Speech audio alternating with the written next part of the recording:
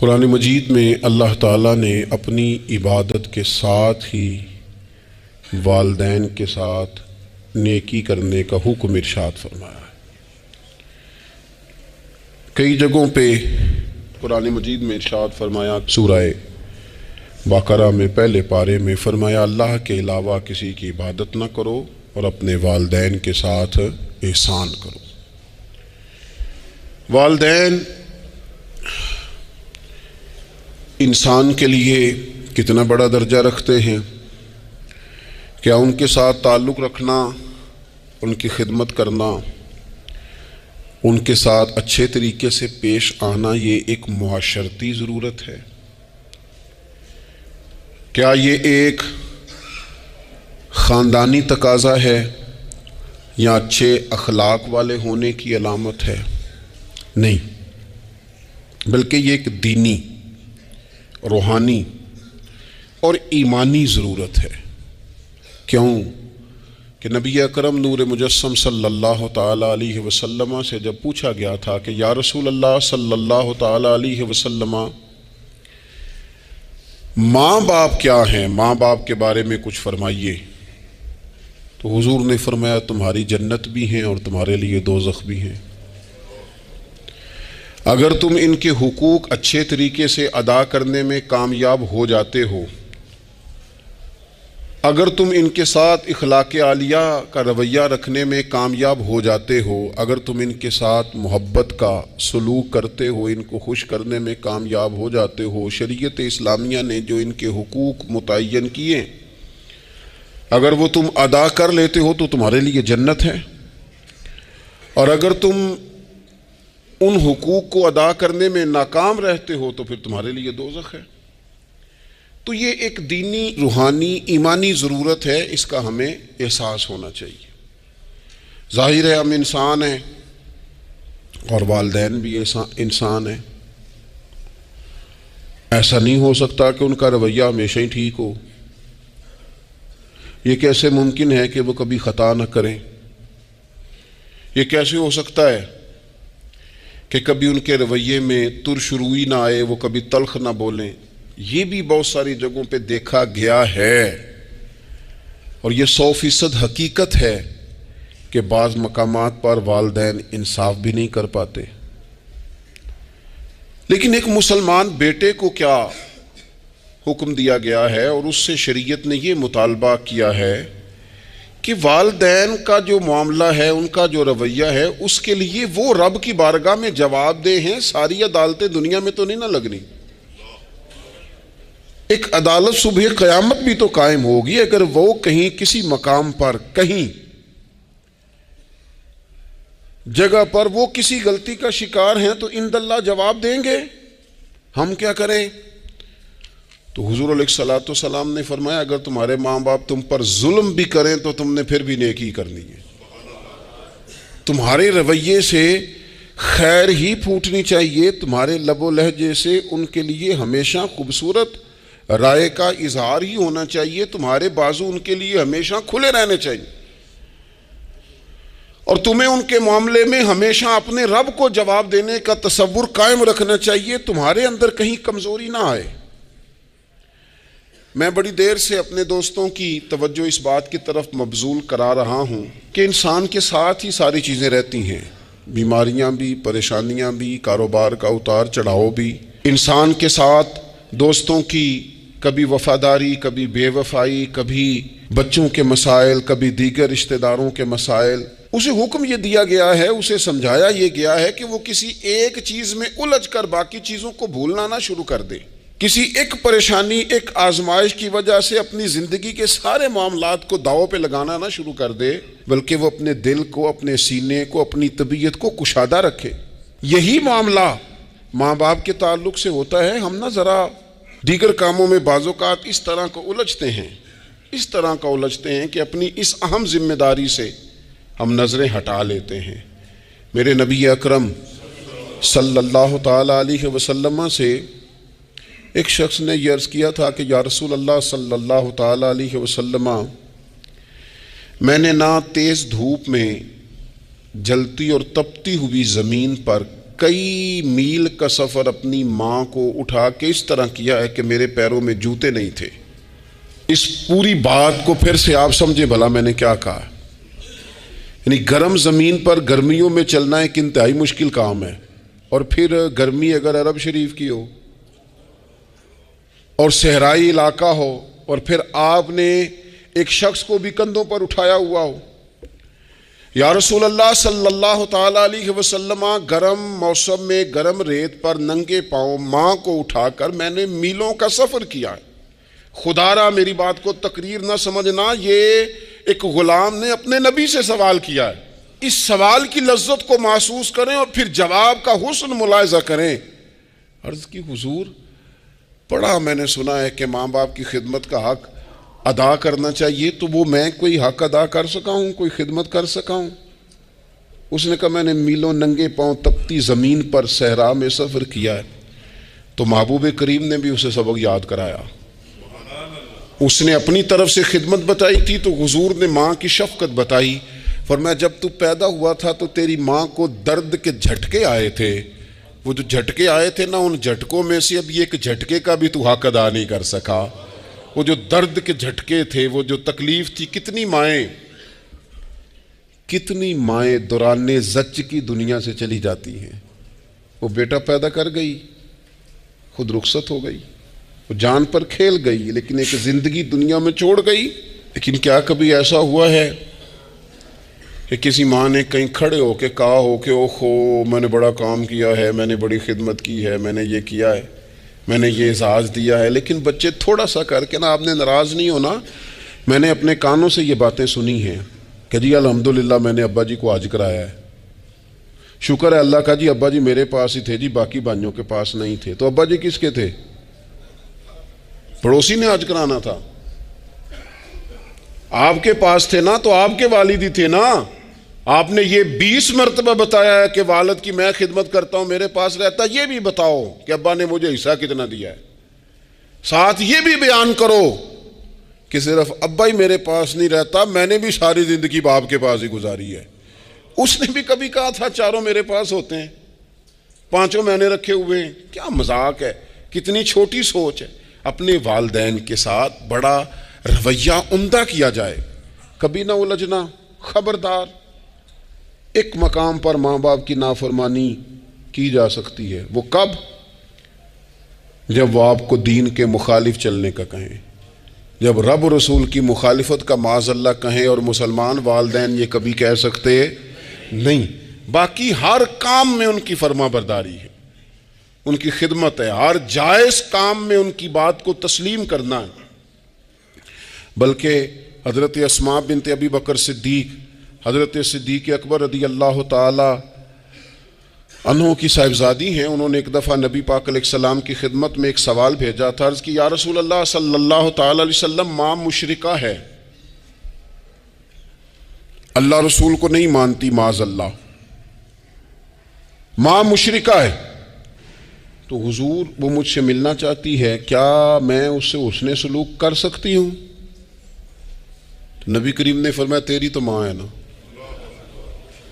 چل تو اچھا سلوک ہی کر، تو اپنا رویہ اس کے ساتھ ٹھیک رکھ، کیونکہ تیری والدہ ہے۔ میں آج حقوق والدین پر تقریر نہیں کرنے جا رہا، بس ایسے ہی مجھے خیال آیا۔ میں ایک دوست نے ایک سوال پوچھا ہے، مجھے اچھا لگا ان کا بات پوچھنا۔ انہوں نے یہ پوچھا ہے کہ اگر کسی شخص کے والدین دنیا سے چلے جائیں اور جانے کے بعد اسے احساس ہو کہ مجھ سے بڑی غلطیاں ہو گئیں، اسے احساس ہو کہ بڑی کوتاہیاں ہو گئیں، بڑی جگہوں پہ میں بھول گیا۔ بہت سارے لوگوں کو پچھتاوا ہوتا ہے کہ یار بڑی چیزیں تھیں جو ہم کر سکتے تھے پر ہم سے نہیں ہو سکیں۔ انہوں نے پوچھا جی کوئی اب بھی کوئی اس کا حل ہے؟ تو میں نے کہا ہے نا، ہم رسول رحمت کے ماننے والے ہیں صلی اللہ تعالی علیہ وسلم۔ نبی پاک صلی اللہ تعالی علیہ وسلم نے ارشاد فرمایا، الترغیب والترہیب میں حدیث موجود ہے، حضرت انس بن مالک رضی اللہ تعالیٰ عنہ حدیث کے راوی ہیں۔ اللہ کے پیارے حبیب علیہ الصلوۃ والسلام نے فرمایا، جس بندے کے والدین یا دونوں میں سے کوئی ایک انتقال کر جائے اور وہ معاذ اللہ ان کا نافرمان ہو، تو فرمایا پھر ان کے لیے دعا کرتا رہے، استغفار کرتا رہے، کرتا رہے کرتا رہے کرتا رہے، امید ہے اللہ اسے نیکوکاروں میں لکھ دے گا، وہ فرما برداروں میں آ جائے گا۔ شرط یہ ہے کہ وہ ان کے لیے استغفار کرے، دعائے مغفرت کرے۔ اب ان کے لیے وہ اب ہی شروع کر دے ان کو یاد کرنا، اب ہی اس مقام پر آ جائے، اب ہی کچھ سوچ لے، تو اللہ تعالیٰ کی بارگاہ سے کرم کی امید ہے کہ اللہ اس نے جو زندگی میں اس سے غلطیاں ہو گئی، رب اس کی ان غلطیوں کو معاف کر دے گا۔ روز استغفار کرے۔ ایک دوست نے مجھ سے ایک دفعہ پوچھا تھا کہ حضرت صاحب والدین چلے گئے ہیں، ان کے لیے کیا کروں؟ تو بڑی بڑی چیزیں بھی کی جا سکتی ہیں، لیکن میں نے اپنے اس محبت والے دوست کو یہ محبت والا مشورہ دیا تھا کہ میں چونکہ آپ کو جانتا ہوں آپ نماز میں کوتاہی کرتے ہیں، آپ نہ نماز پڑھنی شروع کر دیں۔ وہ کہنے لگے جی وہ تو میں پڑھوں گا، والدین کے لیے کیا کروں؟ میں نے کہا نماز پڑھیں، ہر نماز کی آخری رکعت میں کہو گے نا ربنا اغفر لی ولوالدیّ، کہو گے نا ہر نماز میں، تو کتنا بڑا اجر ملے گا آپ کے والدین کو۔ اور پھر وہ سارا اسلوب کہ پہلے آپ نے قیام کیا، پھر آپ نے رکوع کیا، پھر آپ نے سجدہ کیا، پھر آپ اتحیات میں بیٹھے، پہلے آپ نے اللہ کی بارگاہ کے اندر اس کی عبادت کرنے کا دھم بھرا، پھر اس کی وحدانیت کی شہادت دی، پھر اس کے محبوب پر درود پڑھا۔ اتنے سارے کام کر کے اب آپ نے آخر میں کہا ربنا اغفر لی ولوالدیّ، یا اللہ مجھے بخش دے اور میرے والدین کو بخش دے۔ تو بتائیے اللہ کتنا کرم فرمائے گا۔ تو اپنے والدین کے لیے ان کے جانے کے بعد بہت ساری چیزیں ہیں، کفن دفن کا بندوبست کیا جائے، جنازے کا اہتمام کیا جائے، لیکن کچھ چیزوں کو نبی پاک علیہ الصلوۃ والسلام نے ذرا توجہ سے ہمیں سمجھایا ہے اور ہماری بار بار توجہ دلائی ہے۔ ایک شخص نے عرض کیا تھا یا رسول اللہ صلی اللہ تعالیٰ علیہ وآلہ وسلم کہ میرے والدین دنیا سے چلے گئے ہیں تو کیا اب بھی میں ان کے ساتھ کوئی بھلائی کر سکتا ہوں؟ اچھا پہلے میں آپ سے ایک بات عرض کروں، ہمیں موقع ملتا ہے ختمات شریف پہ جانے کا، اصال ثواب کی مجالس میں حاضری کا، اور پھر اللہ تعالیٰ یہ بھی موقع دیتا ہے کہ بعض اوقات مسلمانوں کے لیے دعا کرتے ہیں اور ہمارے ذمے لگا دیا جاتا ہے کہ جناب اتنا اصال ثواب کرنے کے لیے اہتمام کیا گیا ہے تو یہ آپ کر دیں۔ تو ہم پتہ کیا کرتے ہیں، ہم کہتے ہیں کہ جناب جانے والے کا نام بتاؤ، نام بتاتے ہیں تو ہم فلاں بن فلاں کہہ کے جو نام بتایا جاتا ہے ان کے لیے دعا کر دیتے ہیں، لیکن جب والدین کے لیے دعا کرتے ہیں پھر نام تو نہیں نہ لیتے، پھر کیا کہتے ہیں یا اللہ میرے والد کو بخش دے، میری والدہ کی مغفرت۔ اس کا مطلب ہے وہ دنیا سے چلے گئے، آج بھی ماں باپ ہیں، وہ رخصت ہوئے، انہوں نے پردہ کیا، ان کی روح کا رشتہ ٹوٹا ہے پر تیرا رشتہ ان کے ساتھ آج بھی قائم ہے، تیرا تعلق ان سے ٹوٹ سکتا، وہ تیرا تعلق، میں نے ایک دفعہ پہلے بھی کہا تھا، میرا بیٹا شاید قد میں مجھ سے تھوڑا اونچا ہو گیا ہو اور اللہ تعالیٰ نے مجھے بڑے محبت والے سنگی دیے، میں نے اپنی حیثیت اہمیت سے بڑھ کر دنیا میں محبت پائی، لیکن میں نے اپنی زندگی میں سب سے زیادہ اپنے والد کی کمی محسوس کی، میں بڑی محسوس کی۔ ابھی بھی کبھی کبھی سوچتا ہوں کہ کچھ باتیں صرف ان سے ہو سکتی ہیں، کسی اور سے نہیں ہو سکتی۔ کبھی کبھی محسوس ہوتا ہے کہ ان کے دامن کے اندر ٹھنڈ کے موقع پر نگ ملتا تھا اور گرمی کے موقع پر ٹھنڈی ہوا آتی تھی۔ یہ خاص انہی لوگوں کا وطیرہ ہے، یہ انہی کا خاصہ ہے، پتہ نہیں اللہ نے کس طرح ان لوگوں کو بنایا ہے اور کس طرح کا یہ رشتہ بنایا۔ تو نبی اکرم صلی اللہ تعالیٰ علیہ وسلم کی خدمت عالی مرتبت میں عرض کیا، صحابی نے سنن ابو داؤد شریف میں حدیث ہے، عرض کی یا رسول اللہ صلی اللہ تعالیٰ علیہ وسلم میرے والدین چلے گئے تو کیا میں ان کے جانے کے بعد بھی ان کے لیے کچھ کر سکتا ہوں؟ تو نبی پاک نے 5 باتیں ارشاد فرمائیں۔ فرمایا ہاں، ایک تو ان کے لیے دعا مانگا کر، دوسرا اللہ کے محبوب نے فرمایا ان کے لیے استغفار کیا کر، تیسرا رسول کریم علیہ السلام نے فرمایا اگر انہوں نے کسی سے کوئی وعدہ کیا تھا تو اسے پورا کر دے، اگر تجھ سے ہو سکے، اور رسول کریم علیہ السلام نے فرمایا اگر ہو سکے تو ان کی طرف سے صلہ رحمی بھی کر، یعنی ان کے رشتہ داروں سے اچھا سلوک کر، اپنے چچاؤں کے ساتھ تو نیکی کر، اور اگر تیری والدہ کی طرف سے تو نیکی کرنا چاہے تو اپنے ماموں کے ساتھ، خالاؤں کے ساتھ تو اچھا سلوک کر، اور پھر 5ویں نمبر پر محبوب نے فرمایا اپنے والد کے دوستوں کی تعظیم کر، ان کے لیے تیرے دل میں اچھے جذبات ہوں، تو اکرام کر دوستوں کا۔ اور والد کے دوستوں کے اکرام کا تو اتنا بڑا درجہ ہے کہ حضرت ابو بردہ رضی اللہ تعالیٰ عنہ تشریف لائے مدینہ طیبہ میں۔ حضرت ابو بردہ مدینہ طیبہ میں تشریف لائے تو حضرت عبداللہ ابن عمر رضی اللہ تعالیٰ عنہ ان سے ملنے پہنچ گئے فٹافٹی۔ مصروف آدمی تھے حضرت عبداللہ ابن عمر، بہت بڑے مفتی تھے، لوگ ہر وقت مسائل پوچھتے تھے، حج کے سب سے زیادہ مسائل انہی کو آتے تھے، اور صحابہ میں ایک بہت بڑا مقام رکھتے تھے۔ حضرت عبداللہ ابن عمر فوراً حضرت ابو بردہ رضی اللہ تعالیٰ عنہ سے ملاقات کے لیے پہنچے، اور پہنچتے ہی فرمانے لگے آپ کو پتہ ہے میں آپ سے کیوں ملنے آیا ہوں؟ حضرت ابو بردہ کہنے لگے میں تو خود بڑا حیران ہوں کہ آپ ایک مصروف آدمی اور آپ ٹائم نکال کر کے میرے پاس تشریف لائے۔ فرمانے لگے اس لیے آیا ہوں کہ میرے والد آپ کے والد کے دوست تھے، حضرت فاروق اعظم کے دوست تھے آپ کے والد، اور یہ صحیح ابن حبان میں یہ لفظ موجود ہیں۔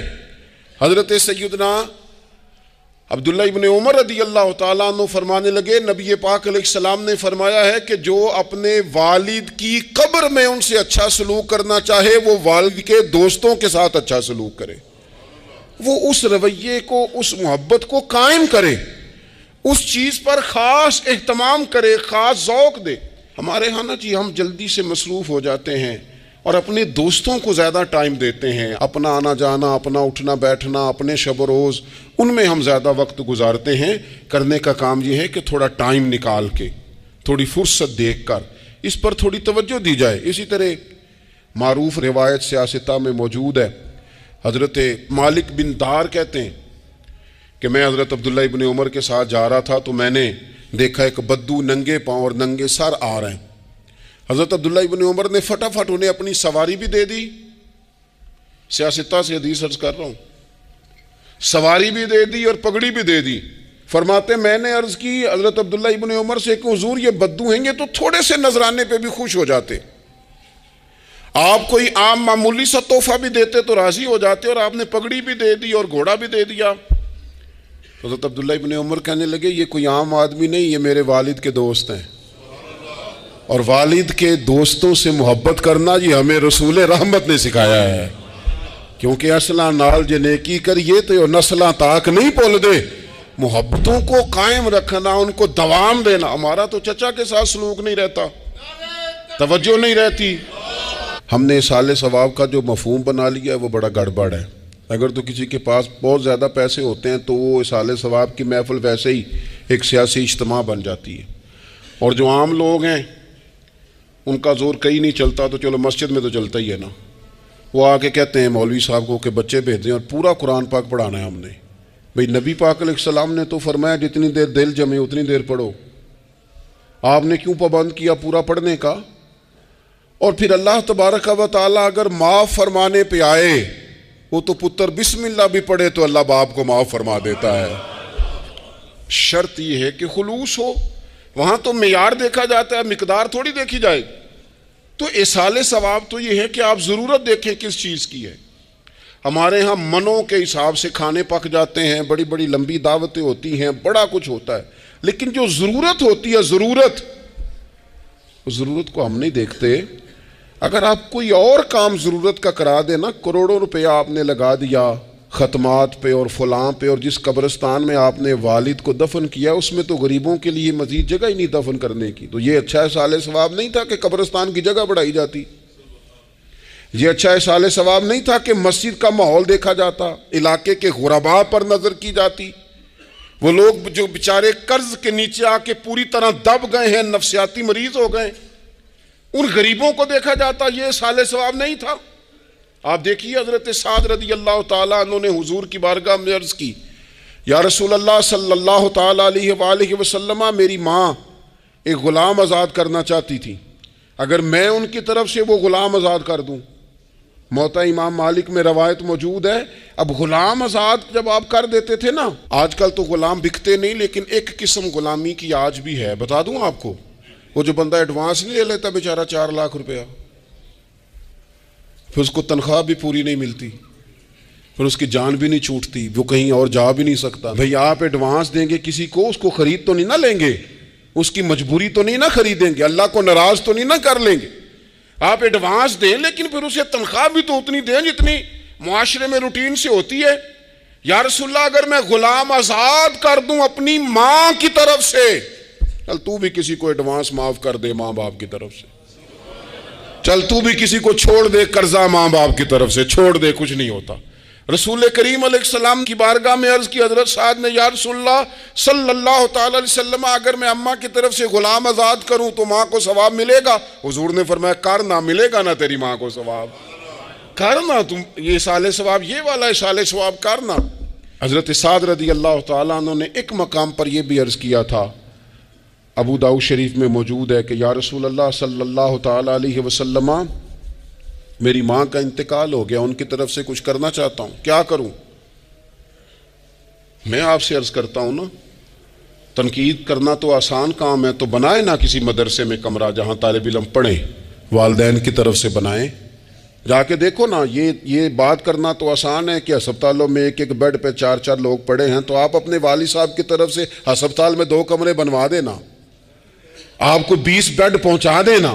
آپ جا کے بات کریں کسی ٹرسٹ والے سے اور کسی سرکاری ہاسپٹل والے سے کہ لائنوں میں لگے ہوئے ہیں لوگ، ہارٹ کا پیشنٹ جو بیچارہ قریب ہو جاتا ہے موت کے اور اس کا ٹیسٹ ہی نہیں ہو پاتا، مشینیں نہیں چلتی، تو آگے بڑھے نا.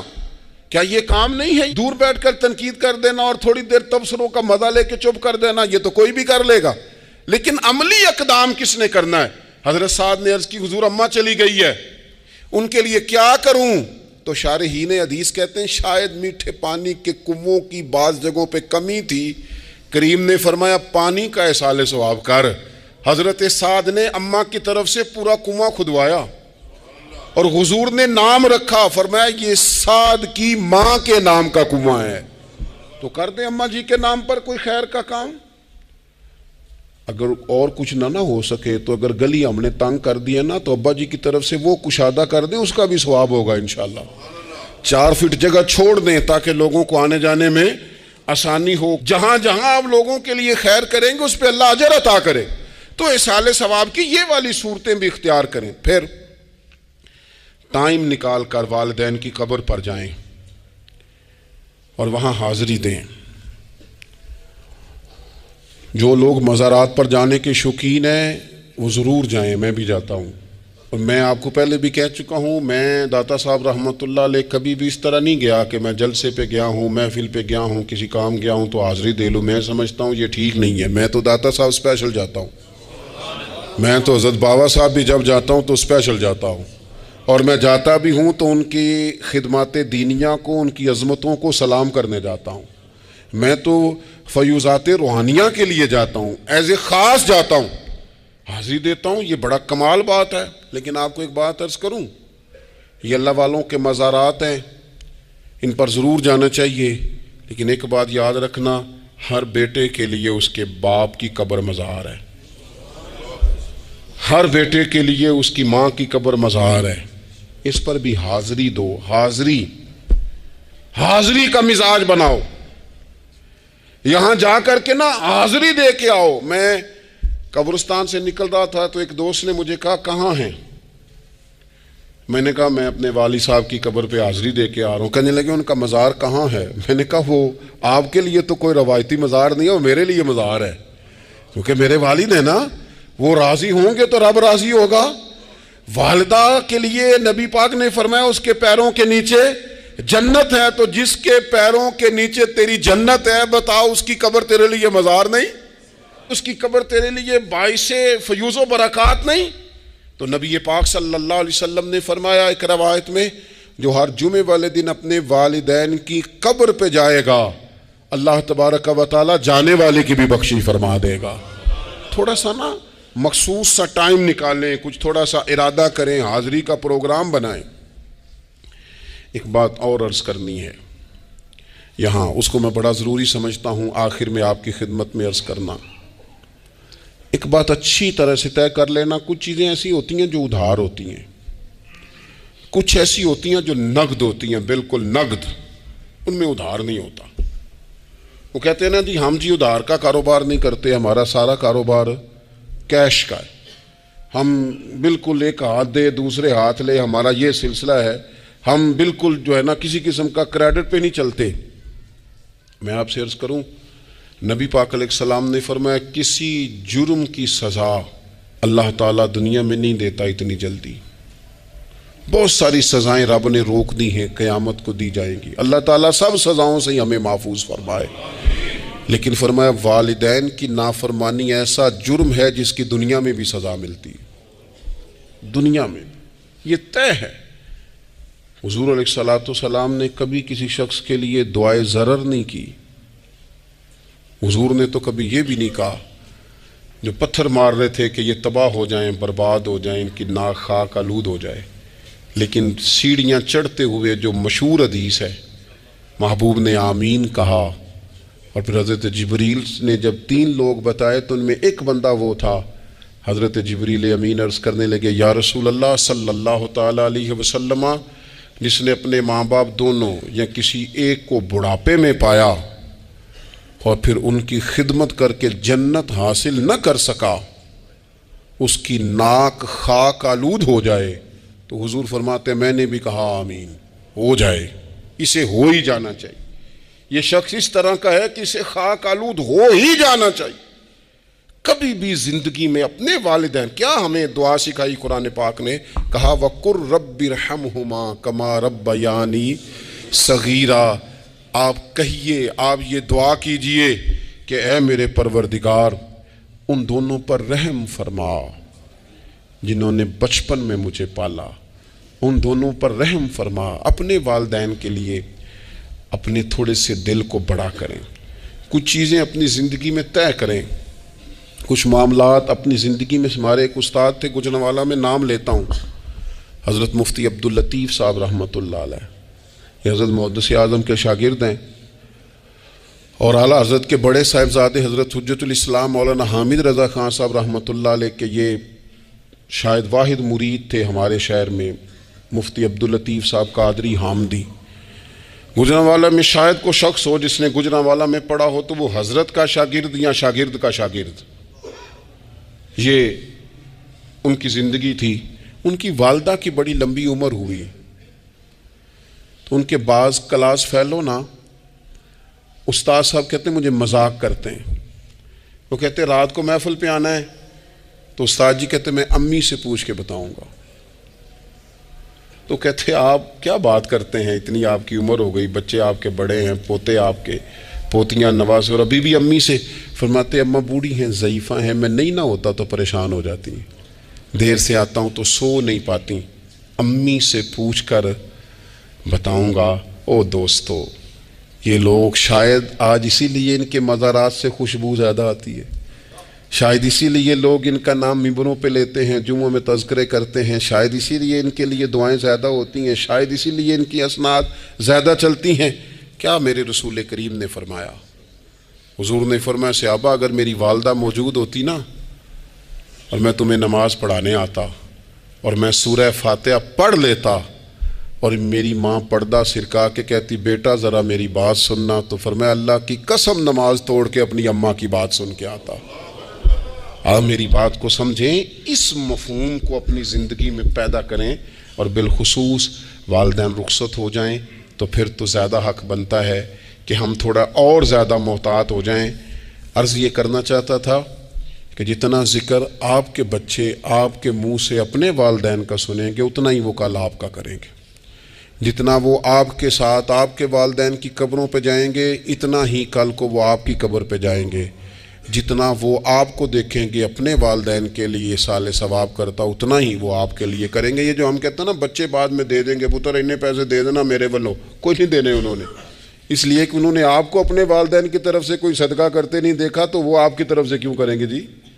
یہ تو رواج ہے جو آپ نے ڈالنا ہے تو یہ گھر میں ڈل جانا ہے۔ اللہ تبارک و تعالیٰ کی بارگاہ میں دعا کرتا ہوں اللہ ہمیں سمجھ نصیب کرے۔